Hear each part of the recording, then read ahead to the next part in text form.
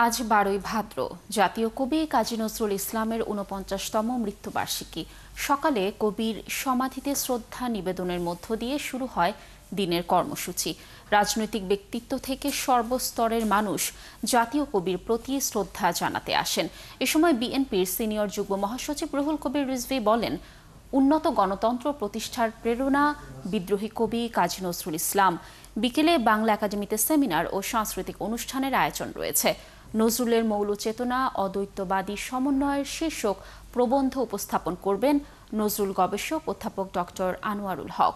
আলোচনায় অংশ নেবেন নজরুল গবেষক ডক্টর সৈয়দা মোতাহেরা বানু এবং কবি ও প্রাবন্ধিক কাজী নাসির মামুন। জাতীয় কবির সমাধিতে রয়েছেন সহকর্মী আরিফ হক। শ্রদ্ধাঞ্জলির আরও খবর জানাতে যুক্ত হচ্ছেন তিনি। আরিফ, নিশ্চয়ই শুনতে পাচ্ছেন আমাকে। শ্রদ্ধা জানাতে রাজনৈতিক সংস্কৃতি ব্যক্তিত্বদের মধ্যে কারা কারা এসেছেন জানাবেন, এবং আজ সারাদিন ব্যাপী কি কর্মসূচি রয়েছে এ বিষয়েও একটু জানাবেন আমাদের। লাবণী, ধন্যবাদ আপনাকে আমাকে যুক্ত করবার জন্য।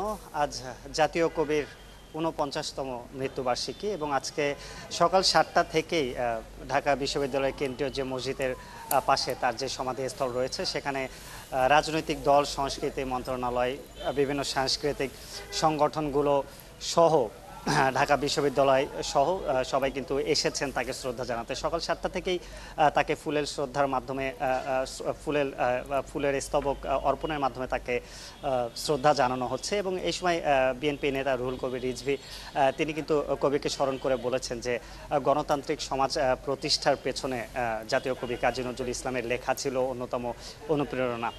এবং ব্রিটিশ বিরোধী আন্দোলন থেকে শুরু করে ২৪-এর গণ অভ্যুত্থান পর্যন্ত যখনই অন্যায়ের বিরুদ্ধে মানুষ দাঁড়িয়েছে তখন সেখানে কবির লেখা, কবির গানগুলো কিন্তু অনুপ্রেরণা জুগিয়েছে, উৎসাহ জুগিয়েছে। এছাড়াও ঢাকা বিশ্ববিদ্যালয়ের উপাচার্য তিনি বলেন যে আসলে জাতীয় কবি কাজী নজরুলকে যতটুকু সময় দেওয়া দরকার ছিল ততটুকু সময় তাকে জীবদ্দশায় দেওয়া হয়নি, তার প্রতি অন্যায় অবিচার করা হয়েছে। তবে ছাত্র জনতার যে অভ্যুত্থান হয়েছে, ছাত্র জনতা অন্যায়ের বিরুদ্ধে দাঁড়ানো শিখেছে কবির বিভিন্ন গান এবং লেখা শুনেই। আজকে সারাদিন ব্যাপী অন্যান্য সাংস্কৃতিক যে সংগঠনগুলো রয়েছে, জাসার সহ, কবি নজরুল ইনস্টিটিউশন সহ সবাই বিভিন্ন ধরনের শ্রদ্ধা জ্ঞাপনের পাশাপাশি বিভিন্ন ধরনের আয়োজন করেছেন। সারাদিন ব্যাপী আলোচনা সভা এবং সাংস্কৃতিক অনুষ্ঠানের মাধ্যমে জাতীয় কবিকে স্মরণ করা হবে।